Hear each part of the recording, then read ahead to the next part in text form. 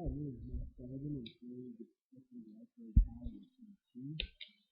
Just setting the LED light on and off. So first thing I do is walk through the assembly code necessary to create this. The first step is to load your register 0. And you note that the first 13 registers are used for general purpose. Then if we go down here, we will see that one of our first steps is to move, or to give R1, for registry 1, a value of 1, and then shift that registry over 18 verses, which is essentially equivalent to this, number 1 followed by 17 zeros. Next, we tell R1 to store the one that we gave it 4 hours. It stores 4 addresses away from R0, then the 60 change it.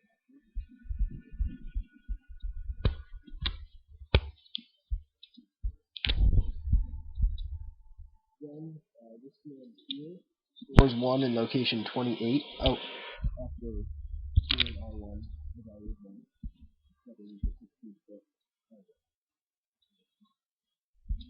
And then this command actually turns the pin on.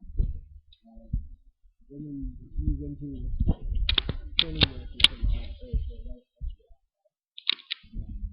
that turns the pin on, which allows the light to turn on.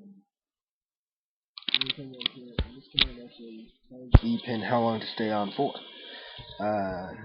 Then switches and tells it to turn off, and for how long it should stay off, and then this just keeps looping, which allows our light to play. The next step will actually be to load that information onto our Raspberry Pi, for which we need to come into our command line. We'll see in our path I've already added our user and bin files that allow us to run the process. So we'll switch over to our user file.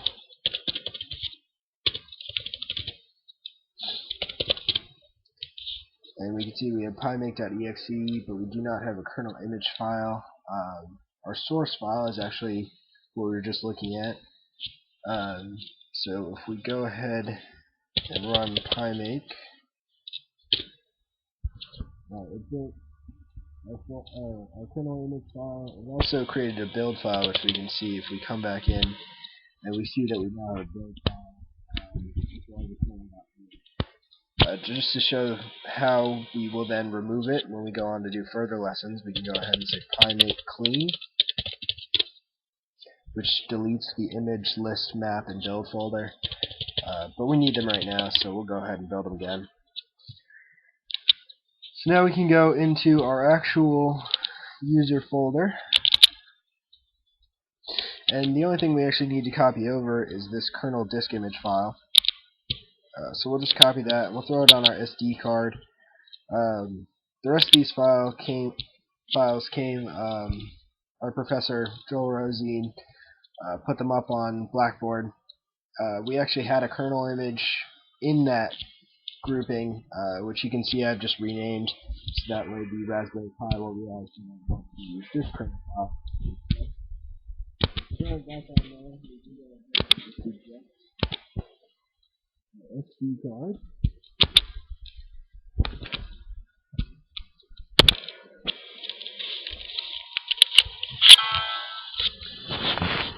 We'll throw it into our Raspberry Pi, and in a second you'll be able to see that the light is in fact flashing.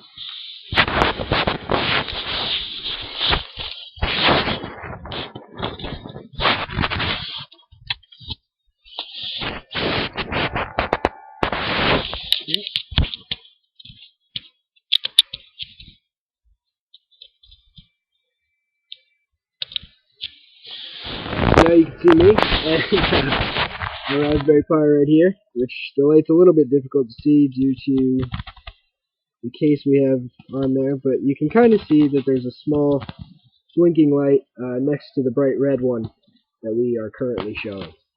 One interesting thing to note is that if we were to go back into our code and change the numbers that we have here or here, we could either keep it on or off for a longer or shorter period of time. Relatively simple to do just by changing, if we change this 0 to an F, this is a much larger hexadecimal number, and therefore our light would stay on for much longer. Anyways, that's Raspberry Pi Lesson 2. Thank you.